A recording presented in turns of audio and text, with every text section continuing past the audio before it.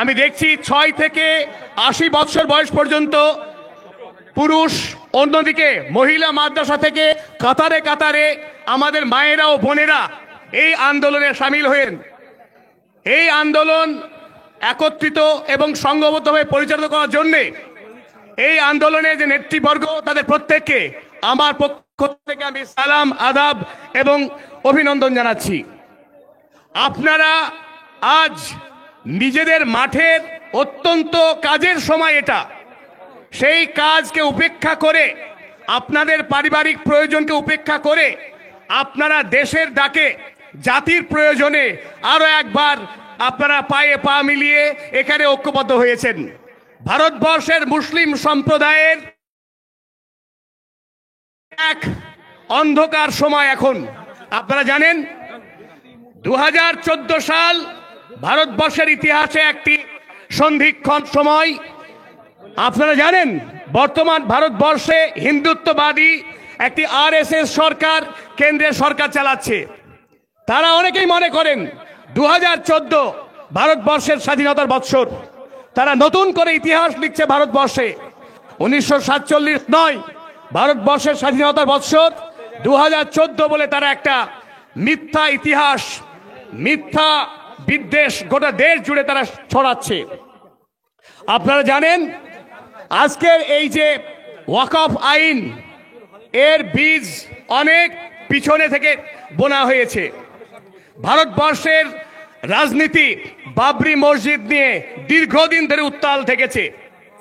উত্তরপ্রদেশ থেকে যে আন্দোলন শুরু হয়েছিল, মুসলমান সম্প্রদায়ের ধর্ম, মুসলমান সম্প্রদায়ের সংস্কৃতি, মুসলমান সম্প্রদায়ের ভাষা সবকিছুকে চিরতরে বন্ধ করে দেওয়ার জন্য সমস্ত রকম ষড়যন্ত্রের কাজ করছে এই বিজেপি সরকার। আপনারা এর আগেই দেখেছেন এনআরসি বিল যেভাবে লোকসভায় পাশ করিয়ে নেওয়া হয়েছিল, তার মূল কথা কি ছিল? আমাদের পার্শ্ববর্তী রাষ্ট্র বাংলাদেশ, পাকিস্তান, এই সমস্ত দেশ থেকে, শ্রীলঙ্কা, মায়ানমার, যে সমস্ত সংখ্যাগুরু সম্প্রদায়ের মানুষ নির্যাতিত হয়েছেন, তারা যদি এই দেশে আসেন তারা নাগরিকত্ব পাবেন। কিন্তু এই দেশে যদি কোনো মুসলমান সম্প্রদায়ের মানুষ আসেন বাংলাদেশ থেকে, পাকিস্তান থেকে, শ্রীলঙ্কা থেকে, তারা এই দেশে কোনো নাগরিকত্ব তারা পাবেন না।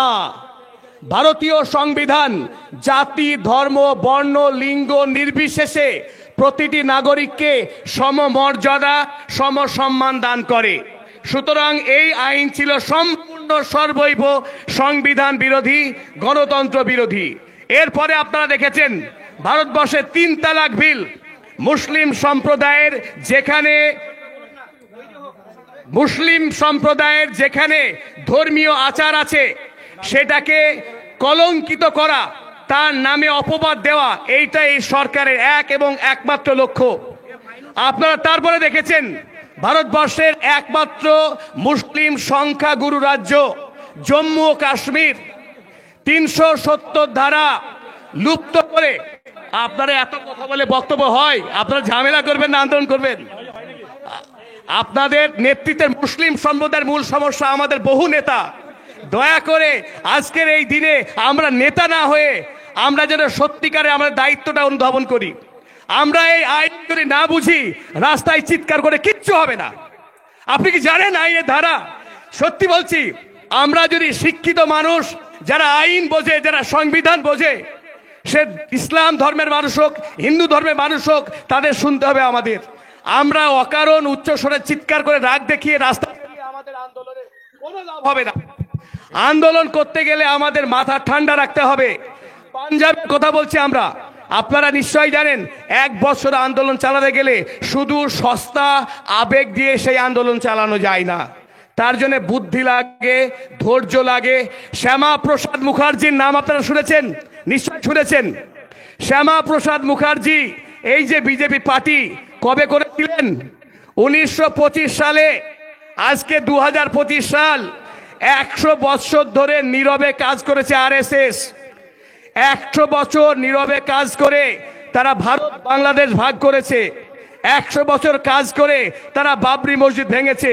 100 বছর কাজ করে তারা জম্মু কাশ্মীরে 370 ধারা উচ্ছেদ করেছে। 100 বছর কাজ করে তারা গুজরাট মুসলিম সম্প্রদায়কে নিশ্চিহ্ন করে দিয়েছে। 100 বছর কাজ করে তারা উত্তরপ্রদেশের মুসলিমদের গলা টিপে ধরেছে। 100 বছর কাজ করে আরএসএস ভারতবর্ষের মুসলিমদেরকে আর্থিকভাবে দেউলিয়া করে দিয়েছে। 100 বছর ধরে আরএসএস কাজ করে ভারতবর্ষের মুসলিম সম্প্রদায়ের ধর্মকে আজ গলা টিপে ধরেছে। আপনি ভাববেন না একদিন রাস্তায় বেরিয়ে চিৎকার করলাম আর আমাদের মুসলিম সম্প্রদায়ের সব সমস্যা মিটে গেল, আমরা ভয় দেখিয়ে দিলাম বিজেপিকে। এত সোজা বা এত সহজ নয়। আপনি ভাবতে পারবেন না ভারতবর্ষের দিল্লির পার্লামেন্ট থেকে শুরু করে আমাদের সুদূর পশ্চিম বাংলা নয়, ভারতবর্ষের যে কোনো রাজ্যের একেবারে পাড়ায় পাড়ায়, প্রাইমারি স্কুলে, থানায়, সব জায়গায় আরএসএস এর কর্মী আছে। তার সঙ্গে লড়াই করা অত সোজা না, অত সোজা নয় এই লড়াই। আরএসএস এর কর্মী ভারতবর্ষের প্রত্যেকটা প্রান্তে আছে, প্রত্যেকটা পার্টিতে আছে। তার বিরুদ্ধে লড়াই করতে গেলে আপনার চাই শিক্ষা, আপনার চাই ধৈর্য, আপনার চাই বুদ্ধি, আপনার চাই আইনি লড়াই। আপনার হকের দাবি আদায় করতে গেলে লেখাপড়া করতে হবে, হকের দাবি লড়তে গেলে পার্লামেন্টে যুক্তি সাজাতে হবে। সেখানে শুধু মুসলমান নয়, সব সম্প্রদায়ের মানুষকে আমাদের লাগবে। আমাদের সকলের সহযোগিতায় আমাদের ঐক্যবদ্ধ আন্দোলনকে গড়ে তুলতে হবে। এটা কোনো সাম্প্রদায়িক লড়াই নয়, এটা ঐক্যের লড়াই। ভারতবর্ষ সম্প্রীতির দেশ, ভারতবর্ষ সর্বধর্ম সমন্বয়ের দেশ। সেই আদর্শ আমরা ভুলে না যাই। আমরা আলোচনায় ফিরি। আমার যে মূল আলোচনা ছিল, আমি যেটা বলতে চাইছি, ভারতবর্ষে এনআরসির বিলের পর এই বিল পাশ হয়ে গেল, যদিও রাজ্যসভা, আমাদের উচ্চসভা, নিম্নসভা দুই কক্ষেই এক জোরতাল বিতর্ক হয়েছে এই আইনের পক্ষে এবং এই আইনের বিপক্ষে। আপনারা প্রত্যেকেই জানেন ওয়াকফ সম্পত্তি কাকে বলে। আল্লাহর ওয়াস্তে দান করা প্রত্যেক সম্পত্তি, সে মসজিদ হোক, মাদ্রাসা হোক, গোরস্থান হোক, মক্তব হোক, আমাদের যে কোনো জায়গা, যে সম্পত্তিকে আমরা আল্লাহর ওয়াস্তে ধর্মের কারণে আমরা দান করি, সেটাই ওয়াকফ। তো ভারতবর্ষে বিগত 1000 বছর ধরে মুসলিম সম্প্রদায়ের মানুষ জমি দান করেছেন আল্লাহকে ভয় করে, পরকালে আখিরাত ভালো করার জন্যে, এবং যাতে আমার মুসলিম ভাই, মুসলিম মা বোনেরা, অনাথ, ফকির, মিসকিন প্রত্যেকে যাতে মঙ্গল হয়, মসজিদে যাতে 5 ওয়াক্ত আজান হয়, মুসল্লি যাতে 5 ওয়াক্ত নামাজ আদায় করতে পারেন, এবং আমাদের বাবা মায়েরা, নানা নানিরা, চাচা চাচিরা যারা ইহলোক ত্যাগ করেছেন, কবরে যেন তারা শান্তিতে ঘুমাতে পারেন। ঠিক আছে, যদি তথ্য ঠিক আছে, তাহলে মূল আইডিয়াটা শুনুন। এই জায়গায় আমরা দান করেছি জমি। এখন 1913 সালে ইংরেজরা প্রথম ওয়াকফ আইন আনে, তারপর 1923, 1944 একের পর এক আইন হয়েছে। 1954 সালে স্বাধীন ভারতবর্ষের প্রথম ওয়াকফ আইন পাশ হয়, যে আইনে ভারতের সংবিধানের নিয়ম মেনে অন্যান্য ধর্মের মতো মুসলিম ধর্মের মানুষরাও তাদের ধর্মীয় সম্পদ, ধর্মস্থান নিয়ন্ত্রণ করার আইনি অধিকার স্বীকৃতি পায়। 1995 সাল সবচাইতে সুসংহত আইন পাশ হয়েছিল 1995 সালে। সেই আইনের 3টে উল্লেখযোগ্য ধারা। 1995 সালের ওয়াকফ আইনে বলা হয়েছিল ওয়াকফ বাই ইউ 2014, আমি ভুল বলছি, 1410 সাল, 1210 সাল কিংবা 1620 সাল বা 1790 সাল, এই আজ থেকে প্রায় 800, 700, 600, 500 বছর আগে যে সকল জমি ওয়াকফ হিসেবে দান করা হয়েছিল, যে জমির উপরে মসজিদ আছে, গোরস্থান আছে, যে জমির উপরে মাদ্রাসা আছে, সেই জমিকে মাদ্রাসার জমি বলে, ওয়াকফের জমি বলে মেনে নেওয়া হবে। অর্থাৎ যেখানে মসজিদ, মাদ্রাসা, গোরস্থান আছে সেটা ওয়াকফ সম্পত্তি ধরে নেওয়া হলো। 2 নম্বর, ভারতবর্ষের দিল্লিতে সারা ভারতবর্ষের ওয়াকফ সম্পত্তি পরিচালনা করার জন্য একটি সেন্ট্রাল ওয়াকফ বোর্ড, ওয়াকফ কাউন্সিল তৈরি করা হয়েছিল। তার নেতৃত্বে প্রতিটা রাজ্যে ওয়াকফ বোর্ড কাজ করত। ওয়াকফ বোর্ডে কাজ করতেন মুতুয়ালিরা। মুতুয়ালিদের কাজ কি? এই সম্পত্তিকে রক্ষা করা, তার সমস্ত দেখভাল করার কাজ। এবং আরও একটা গুরুত্বপূর্ণ দিক, সেটা হচ্ছে ওয়াকফ ট্রাইব্যুনাল। ওয়াকফ ট্রাইব্যুনালের কাজ হচ্ছে যে সমস্ত বিতর্কিত জমি, সেই বিতর্কিত জমি তার আইনি নিষ্পত্তি করা, যার জন্য ভারত সরকার একটি প্যারালাল কোর্ট তৈরি করেছিল, যে কোর্টে আইনজীবী রেখে সরকার বিচারক রেখে নিরপেক্ষভাবে জমির মালিকানা সুষ্ঠু সমাধান করা হবে। সেটা ছিল ওয়াকফ ট্রাইব্যুনাল। এবং এখন 2025 সালে যে সংশোধনী বিল, কেন আমরা আন্দোলনে নামলাম, কি কারণ? এই আইনের তিনটে মূল সমস্যা। এক, ওয়াকফ বাই ইউজার, অর্থাৎ যে জমিটিতে মাদ্রাসা আছে, মসজিদ আছে, কিন্তু আইনি কোনো কাগজপত্র নেই, থাকার কথাও না। 500 বছর আগে যে জমি দান করা হয়েছে সেই জমির কোনো কাগজ নেই। তাহলে সরকার বলল যে জমির আইনি কোনো কাগজ নেই সেই জমি সরকার কেড়ে নেবে। এইটা 1 নম্বর ভয়। 2 নম্বর ভয় কি? ওয়াকফ ট্রাইব্যুনাল, যারা নিরপেক্ষভাবে কাজ করত, সেই ওয়াকফ ট্রাইব্যুনাল তুলে দেওয়া হলো। অর্থাৎ এখন থেকে ডিএমরা, যারা জেলা শাসক, তারা আইনি বিচার করবে জমি কার। আপনি জানেন মোদি যে ডিএম সেই, অর্থাৎ যে সকল জমি নিয়ে জ্ঞানবাপী মসজিদই বলুন, খাজা মঈনুদ্দিন চিশতির দরগাই বলুন, যেগুলো নিয়ে বিতর্ক এখন উঠেছে, সেই জমি কেড়ে নেওয়া হবে, কোনো সন্দেহ নেই। 3 নম্বর হলো ওয়াকফ, সেন্ট্রাল ওয়াকফ কাউন্সিল, ওয়াকফ বোর্ড। এই বোর্ডগুলিতে অনেক বক্তা বললে কোনোটাই হবে না। আমি শেষ করছি তো, আপনারা পাগল হয়ে যাচ্ছেন। আমি এখানে হিরো হতে আসিনি। আমি একজন, শুনুন, আমি ইংরেজির অধ্যাপক, আমতলা কলেজের, আব্দুল হালিম শেখ আমার নাম। আমার রোজগারের কোনো সমস্যা নেই, আমি এই আন্দোলনে দৌড়ে আসার কোনো দরকারও নেই। আমি এসছি দুটো কথা যদি সঠিকভাবে আপনার তুলে ধরতে পারি। আমার এখানে হিরো হওয়ার কিচ্ছু নেই। আমি চাকরি করি, আমার রোজগারের অসুবিধা নেই ভাই। আপনার এখানে বলতে এসে আমার কিছু, আমি পার্টি করি না, আমার হিরো হওয়ার কিচ্ছু নেই। সিম্পল বলছি, আমার কিছু পাওয়ার নেই এখানে। আমি এইটুকুই বলছি, লাস্ট কথাটা বলছি।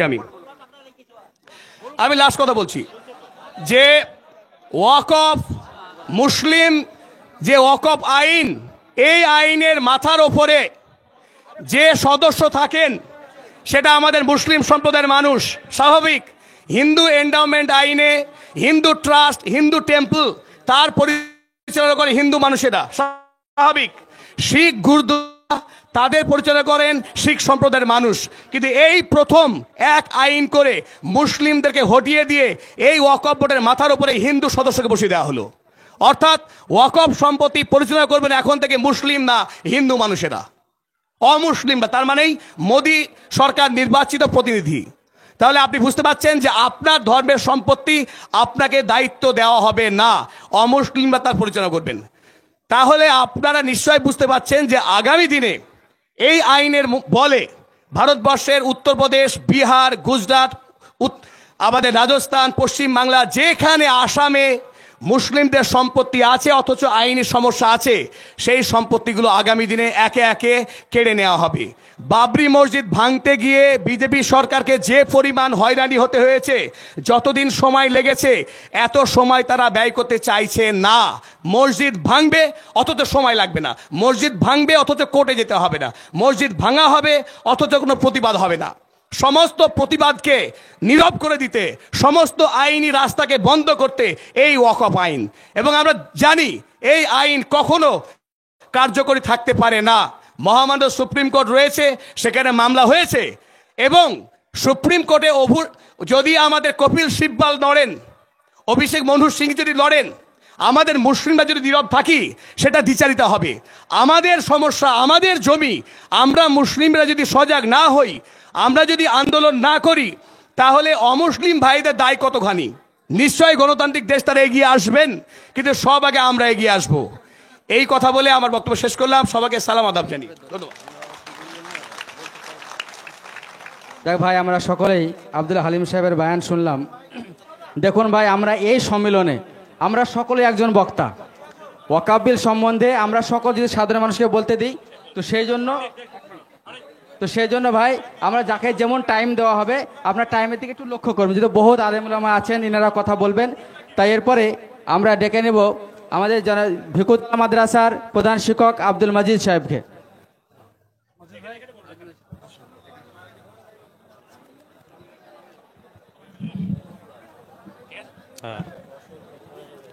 আসসালামু আলাইকুম ওয়া রাহমাতুল্লাহি ওয়া বারাকাতুহু। আলহামদুলিল্লাহি নুসাল্লি আলা রাসূলিহিল কারীম, আম্মা বাদ। আমরা আজকে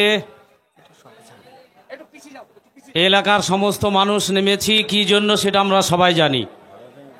বিস্তারিতভাবে আমার আগে অধ্যাপক আব্দুল হালিম সাহেব খুব সুন্দরভাবে আপনাদেরকে বলেছেন।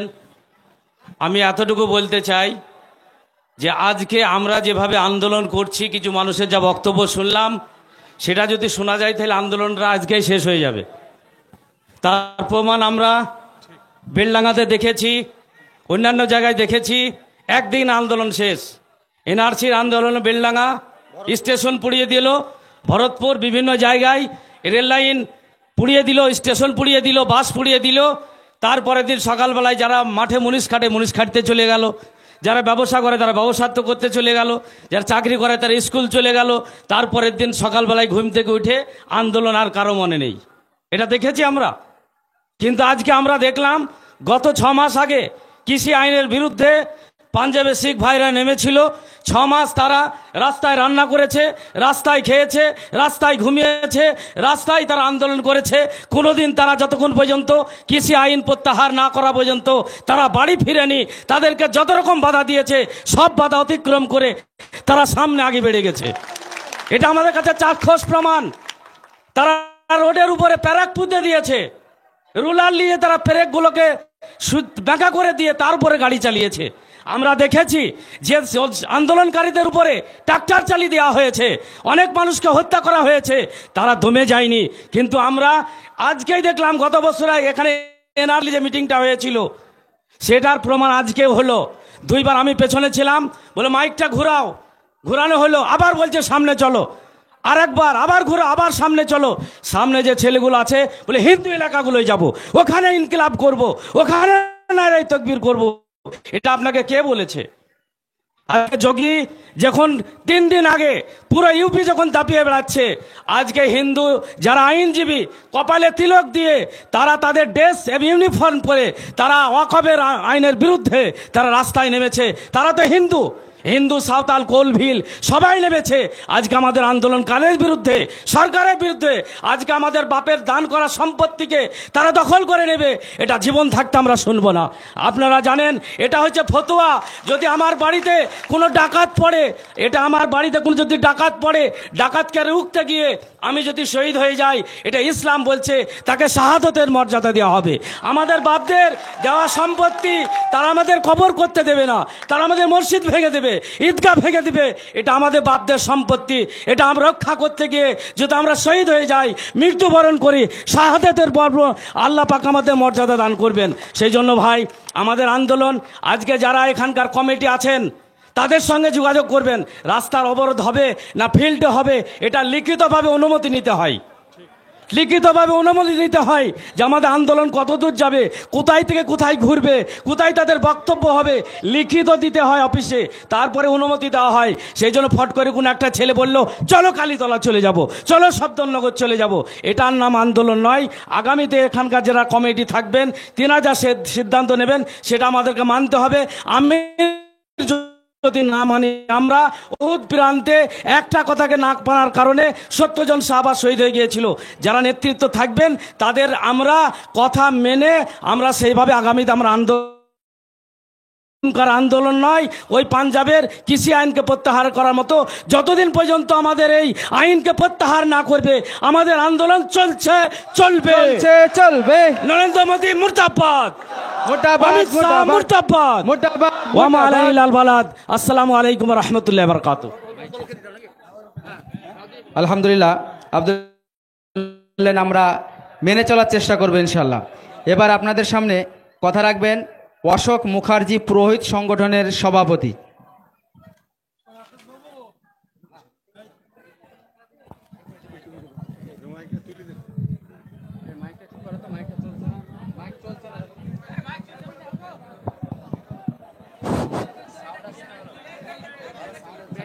Hello hello hello.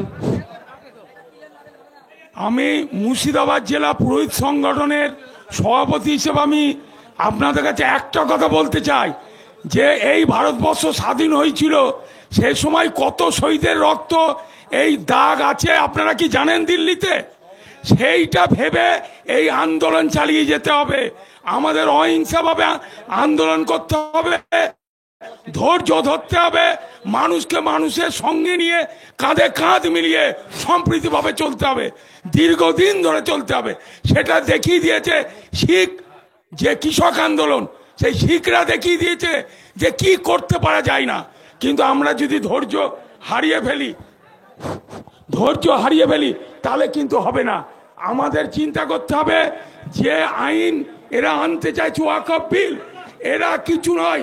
হিন্দুদের আপনারা যেটা বলছেন ওরা আতস কাচের মধ্যে দেখাচ্ছে, ওরা আদৌ হিন্দুদের জন্যও কিছু করে না, ওরা ভোটের জন্য লড়াই করছে আর কিচ্ছু না। আপনি পুরোই সংগঠনের সভাপতি হিসেবে অশোক মুখার্জি একটা কথা বলি, ওরা খালি দেখাতে চাইছে আমরা হিন্দুদের প্রতি কত প্রিয়, আদৌ কিচ্ছু নয়। তারা চাইছে হিন্দুদের ভোটগুলো এক জায়গায় করব, মুসলিমরা দেখুক, আদৌ কিছু নয়। হিন্দু ভোট এক জায়গায় হবে না, যেভাবে চলছে সেভাবে চলবে, ওরা যেটা ভাবছে সেটা হবে না।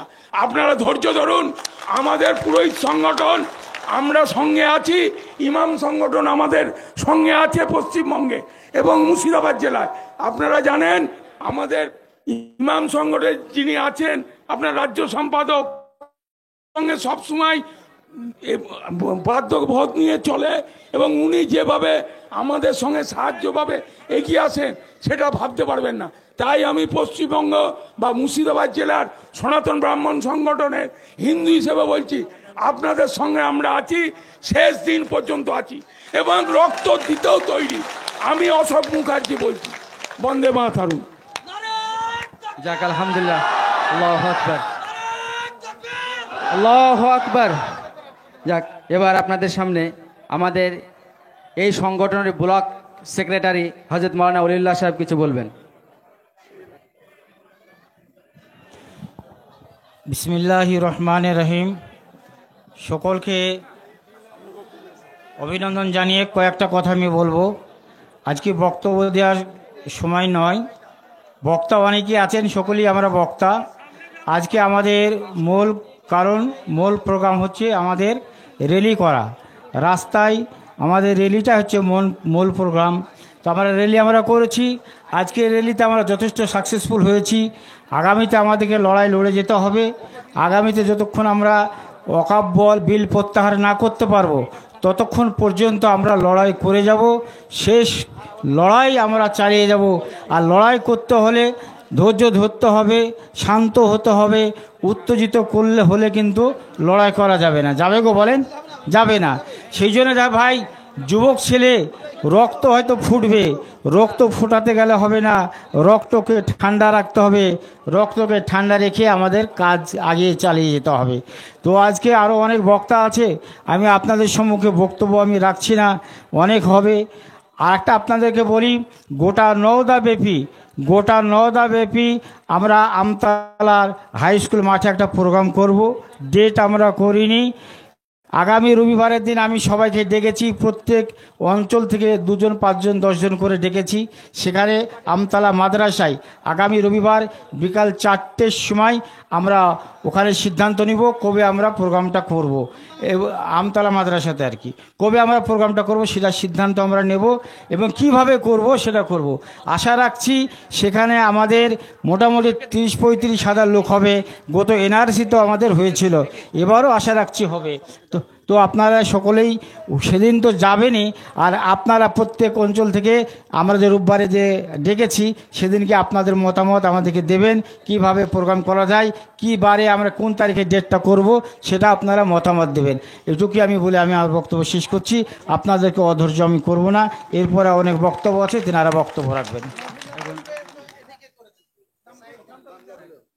ভাই, এবার আপনাদের সামনে একজন মহিলা কিছু বলবে সম্পর্কে, আপনারা একটু ধ্যান দিন। হ্যালো, আমাদের সংবিধান রক্ষা মঞ্চের পক্ষ থেকে আমাদের এক বোন আমাদের মাঝে এসেছে, অসংখ্য ধন্যবাদ তাকে। মেয়ে হয়েও এই সংগঠনের মধ্যে এত মানুষের মধ্যে যে বক্তব্য রাখবে, এর জন্য আমি আয়েশা খাতুনকে আমার সংগঠনের পক্ষ থেকে ধন্যবাদ জানাই।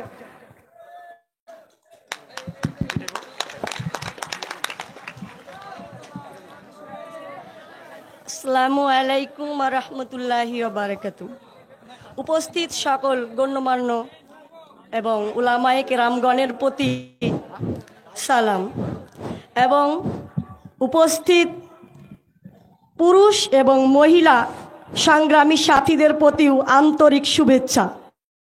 আমরা জানি নরেন্দ্র মোদী আমাদের ভারতবর্ষের মহামান্য প্রধানমন্ত্রী, কিন্তু তার কি হয়েছে যে ভারতবর্ষ থেকে একটা সংখ্যালঘু সম্প্রদায়কে বারবার নির্যাতন আর জুলুমের মুখোমুখি করে মুসলিম সম্প্রদায়কে দেশছাড়া করতে চাইছে।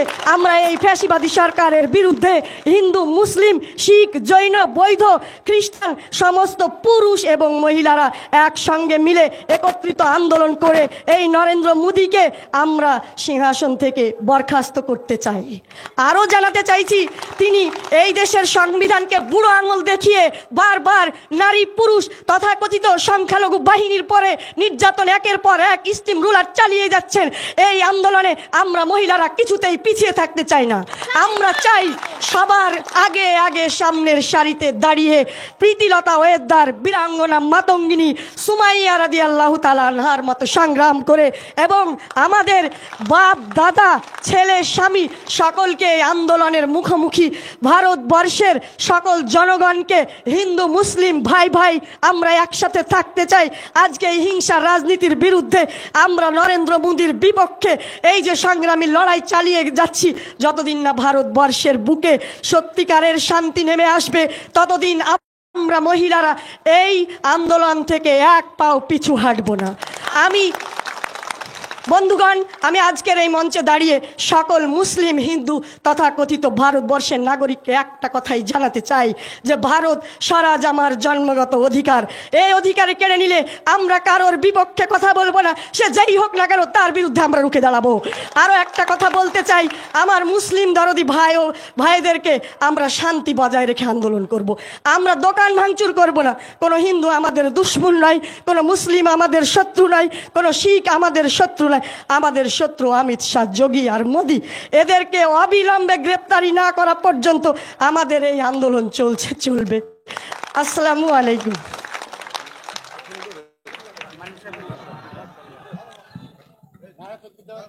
নারায়ে তাকবীর। ওয়াকাফের কালা কানুন মানছি না, মানবো না, কালা কানুন বাতিল করো, বাতিল করো। নারায়ে তাকবীর। আল্লাহু আকবার। এবার আপনাদের সামনে অনেক গ্রন্থের লেখক, শিক্ষারত্ন, পুরস্কার প্রাপ্ত শিক্ষক এবং ইমাম মুয়াজ্জিনের মুর্শিদাবাদ জেলার চেয়ারম্যান জনাব হজরত মাওলানা মাইনুল ইসলাম সাহেব, তিনি আপনাদের সামনে তিনার কথা তুলে ধরবেন, মূল্যবান কথা। ধ্যান দিয়ে শুনুন, ইনি শেষ বক্তা। ইনার কথা বলে আমাদের সভা শেষের দিকে নিয়ে যাবো ইনশাআল্লাহ।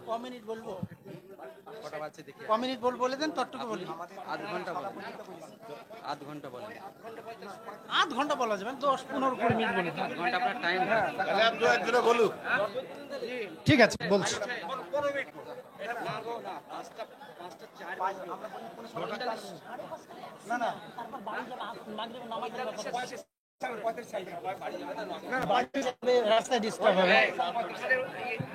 আচ্ছা, যাক।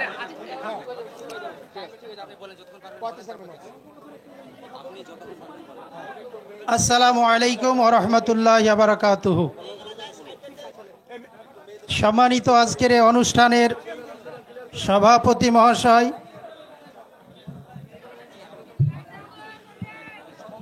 আজকের এই অনুষ্ঠানের ইমাম মুয়াজ্জিন অর্গানাইজেশনের মাননীয় সভাপতি অলিউল্লাহ বিশ্বাস মহাশয়, এখানে উপস্থিত আমাদের কালু ভাই আছেন, মৌলানা হাবিব সাহেব আছেন, আমার পাশে দাঁড়িয়ে মুফতি সাহেব আছেন, আরও ওলামা সমাজ আছেন, আমার খুব স্নেহভাজন এবং প্রীতির এক বন্ধনে আবদ্ধ এক মানুষ আব্দুল হালিম সাহেব, সম্মানীয় লেকচারার আমতলা কলেজ, আপনারা যারা আমার গুরুজন, বয়স জ্যেষ্ঠ, বয়স কনিষ্ঠ, আপামর জনসাধারণ, মাইকের আওয়াজ যারা শুনছেন, বাড়িতে বসে ঠেকে বা এই মাহফিলে, প্রত্যেককে শ্রেণীগতভাবে বিনম্র শ্রদ্ধা এবং স্নেহ জানিয়ে আমি আমার ক্ষুদ্র বক্তব্য আপনাদের সামনে পরিবেশন করার চেষ্টা করব।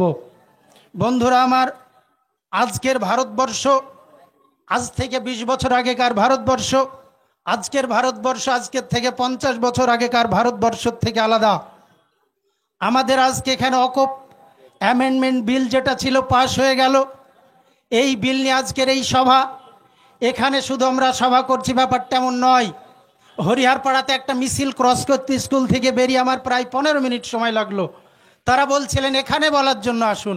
আমি বললাম কালু ভাইকে কথা দিয়েছে এখানে বলার জন্য যেতে হবে, আপনাদের দুটো কথা বলা, দুটো কথা শোনা। আমরা জেলা রাজ্যব্যাপী যেটুকু পারছি চেষ্টা করছি। আমাদের জমিয়ত উলামায়ে হিন্দ চেষ্টা করছে। 14 তারিখ আপনারা আসুন, 14খানা সংগঠন নিয়ে আমাদের টেক্সটাইল মোড়ে একটি এই সভা আছে। আগামী 12 তারিখ আমরা একটা সভা ডেকেছিলাম টেক্সটাইল মোড়ে। গতকালকে ডিএম সাহেবের চেম্বারে ছিলাম, প্রায়